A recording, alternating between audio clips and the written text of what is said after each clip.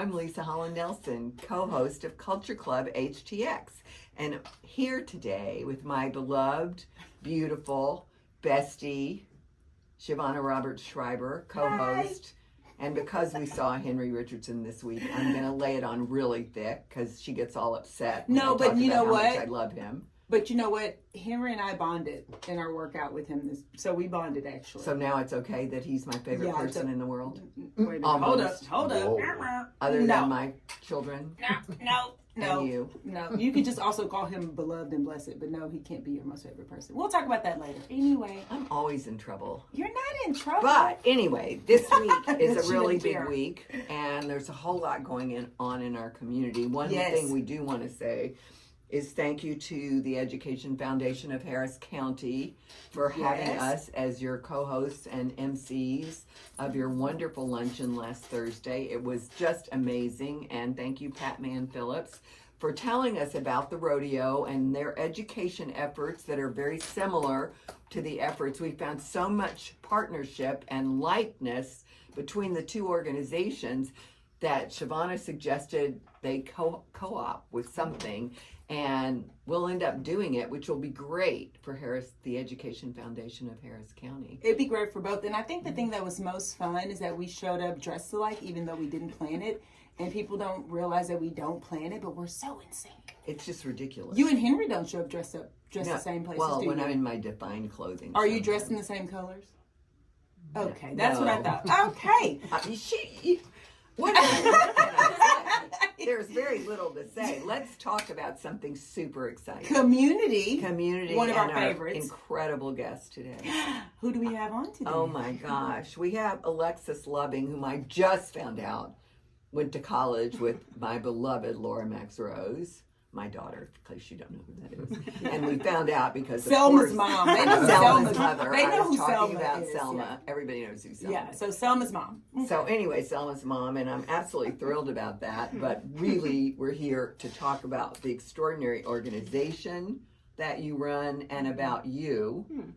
So welcome, Alexis. Let's start by talking about Search and why are you at Search? First about Search and how did you get there and what are you doing? Sure. So hanging out in the kitchen. Hanging out, yeah, that's what I do. So I always like to start with, when we talk about Search, when we talk about homelessness, I always like to remind people that homelessness is solvable. Yes. And, that's part of the most important thing that we do at Search, right, is we know the solution, and it's housing. It's housing with wraparound care and support. And that's really at the core of what we do at Search. So we work with folks at all stages of their homeless experience. And that could be living on the street in places not meant for human habitation, like bridges and underpasses. The folks you see when you think of homelessness. I know them personally at this point because I live in Montrose off of 59, the exit off of the spur. Yeah. Our teams go out there and they work with those people and try and engage with them and build trust. Yeah. And I think that what you just said, this idea, one, the housing first model, which I know from my involvement with Search is huge. And then also that the trust that needs to be built, because while it's solvable, while homelessness is solvable, it's not, I think, as easy as people think. No. So talk to us a little bit about, to Lisa's question, how did you first, because I think when we met, you had just recently started at Search, and now you're leading the charge. So how did that all happen? Yeah, so it's funny but not funny, but so Search was the only place that would even interview me. I came to Houston, 14 years ago, and I had no experience, right? I didn't know what I was doing. Right out of school, right? Fresh out of school, fresh out. And I had some internship experience from Boston, where I was going to school, really passionate about the work, knew I wanted to make a difference, but I didn't even have a Houston address at the time, and who was going to talk to me? I was kind of homeless, right? Yeah. But I started as a case manager, and I did the work out in one of our housing sites, and I was working with people who had just come off the streets and were in housing, and man, I earned some stripes doing that work. It's tough. I think people think it's, so easy. You give someone a house, right? A home, a place to live, and that should be it. But really, people, when they're living out on the streets, they've, you know, they've spent so much time in that experience. They've lost a lot of relationships. Usually health has declined a lot. Yes. Mental health has declined a lot. And, you know, people just forget and kind of have lost touch with how to live, how to be a good tenant. Good neighbor.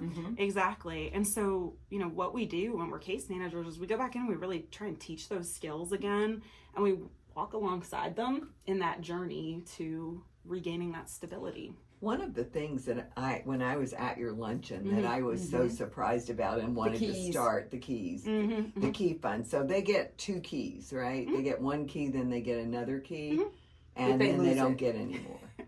Yeah. So I'm wondering why we couldn't have a key fund where we make keys for them.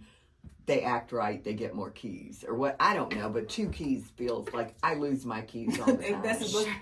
Sure. Yeah, it's really common. So when folks move into an apartment, they get keys. And, you know, if you're someone who's not used to having keys and not used to like carrying a bag or, you know, having a purse or whatever, it happens so frequently that people will lose their keys and they get locked out. And landlords have, you know, lockout fees. And maybe for us, a couple $100 or whatever, it's not a lot of money. But for someone who has like 0 income or is on a super fixed income, just a fortune. It's enough to send you right back onto the street. Right. Well, and I also think to the point that you made around this, it's solvable to the point that we're making, I guess it's solvable, but it's not just a simple fix, is that it's not just, oh, today I'm in my house and tomorrow I'm not. There are lots of things that happen. And so in addition to not knowing maybe or having those muscles built to sort of engage, there's shame associated. Okay, I've been housed and now I lost my key and now I'm beating myself up about it. So do I even show up and say that I don't have my key, or do I already know? And so I'm too ashamed to even go because of everything else that's happened in my life to bring me to this point. And so the work that you all are doing is to help to meet people where they are and help in some ways, I would say, sort of socially rehabilitate a grown-up, an adult, to like, it's okay to you know, have things happen and we're here to support you, and that they trust that you actually are. Yeah, absolutely. I think teaching people, you know, what are the things that you need to ask help for, and, you know, how do you learn to depend on people for the right things, and how do you learn to be independent on other things? You know, a lot of times when people talk about homelessness, they say, oh, you know, we just want people to be independent, right? Right. And I think that phrase is terrible, because when you think about it, no one's independent. I mean, heck, I'm not. I was on my mom's phone plan until like 2 years ago. We're not even gonna, you know, but it's true. You know, you rely on your neighbors, your partners, We're your connected friends, in community, and that makes you not independent. Right. Nobody's independent, and that's not what we want for our clients either. You just want people to have healthy independence and healthy interdependence. You want them to depend on the right people for the right things, you know? And you don't want them to, I'm going back to get locked out with all their stuff inside. Because then where are they really? They're not just on the street again. They're on the street for the first time again. Right. Because their stuff is gone. Right. Yeah. And we know what stuff means to all of us humans. Absolutely. I mean, it's a huge thing. I want to talk about some of the extraordinary statistics that search because of the work that you've done. The homeless situation and the decrease in Houston is huge, especially among veterans, which was an area of focus. Yes, and especially after COVID. I mean, like, I want you to tell us about like the successes that you guys have had, because we have to support you so you can keep having them. Yeah, I love that. So I think, you know, it's so important. People look at what they see out in, you know, when they're driving around and they see homeless people, right? Or people experiencing homelessness, and they think, or they see people who are maybe look like they're homeless. Exactly. Maybe like, there are a lot of assumptions that made, and a lot of things get conflated. Absolutely. And so, you know, you see that and you think, oh gosh, this problem's worse than ever, right? But actually, like you said, Leisa, Houston's leading the way. And so since 2011, we've reduced the homeless population in Houston by 61%. I mean, that's incredible. It's incredible. We've housed over 31,000 people permanently. That's not putting people in shelter. It's not moving people around. It's that we've put 31,000 people into homes of their own where they can stay. And that's, I mean, it's astounding. It is. People from all over the country come to see what Houston is doing. It's unbelievable. And to your point about veteran homelessness, Houston was one of the first cities to declare an end to veteran homelessness, an end to, a functional end. And so what that means is it means it's not like you're not going to see people who aren't a veteran and aren't homeless, but it means that we have the resources in Houston that people will not be homeless for more than 30 days. Right. So we have what we need to address it. Find them and deal and get them housed in a month. I mean, that's amazing. Right. It's so awesome. In addition to some of the larger stories, success stories like reducing about 61%, which is huge. Is there anything else that stands out to you of like a story since you've been in church for 13 years that you think maybe is a story that is so impactful that it inspires you to continue the work that you're doing? Because like you said, you earned your stripes when you were working, when you first started, and just, really having to understand and learn how to navigate and help to solve the problem. But what's the story that keeps you going? Sure. There's so many. I mean, I could probably tell you stories for days, right? But one recently that I think is beautiful and is unusual, right? So I think when we talk about stories of success, people expect to hear, so-and-so moved into the house and now they have a job and, they're employed, like all of that. It's wonderful. We do have a lot of success stories like that. But one recently was that we got a letter from a family member, and it was addressed to the case manager who had served this woman's father, and he had recently passed away. Yes. And the woman, she wrote to us saying that she found out that her father had recently died, and that she had not had a relationship with him for over 20 years. Wow. Because of his addiction, right? And that it had caused such a tear in their relationship. But when he passed, that she was happy to hear that he was sober and that he was housed and that he was under our care, and that it made her wish that she had been back in his life. Right. And I think, stories like that, they're really important to me because, it's not just about that immediate life that we touch. It's about the impact that those lives have on others. Without a doubt. So House of Tiny Treasures, speaking of the impact and the lasting benefits, I mean, that is such a gem and a crown jewel, I think, in the just in all the work that you do. So talk to us a little bit about the House of Tiny Treasures. What is it? And what do you love about it? Sure. So House of Tiny Treasures is Search's commitment to breaking the cycle of homelessness and poverty. So, we know that kids who experience homelessness, they're at a deficit when they go into school. They frequently, are behind in language development. They're behind in school and just different social aspects. And so when kids go into school and they're behind, they're going to get labeled, they're going to stay behind, and then they're more likely to, drop out of high school, and that cycle just is going to keep repeating itself, right? So by trying to get in there and break that cycle, by giving kids a great education early on that they may not otherwise get, the idea is that you try and break that cycle at a really influential age. So we're working with kids between the ages of 21 months and 5 years old. So it's right when their brains are developing, when their hearts are, developing, when they're the most, you can wrap such care and love around them. And that's what the school does. So, it's a 5-day, full day, year-round school. Is there just one location? Just one. But, we provide everything that those kids need. So it's not just school, it's everything, their meals, their diapers, wonderful experiences. I mean, they go in and we have yoga and ballet and, soccer, and at the holidays, we just wrap those families in love and support. But there's also art therapy and speech therapy and everything that a family could possibly need. And then we also focus on the parents. There's a lot of case management and support that parents need. Definitely. In so many cases, we just came from when parents don't read, children don't read. Yeah, exactly. And you can't break the cycle. Well, and even the fact that it's 5 days all day. So for that parent that needs to work, they can work. Yes. Right. And that's what originally it started as, so HTT, the House of Tiny Treasures, that's been around for 30 years, and Search has been around for 35. And so we started that program because we realized that parents needed a place to safely have their kids so that they could get back to work. So it's almost daycare to begin with before it became and then it education. became so much more. Yeah, no, I understand that. On a personal note, I want to know who some of your biggest influencers were. Or influences, if it was a thing and not a person. Yeah. What made you want to do this? This type of work. This type of work. I mean, you know, I think what kind of really drove me into helping, it was some of my own family experiences and some of the things that, things that happened in my childhood and things that, I experienced with my half brother and my father.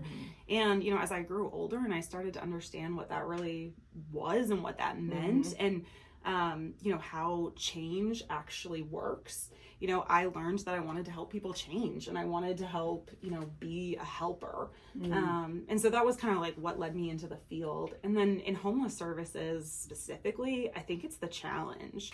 I say homeless services is the it's basically the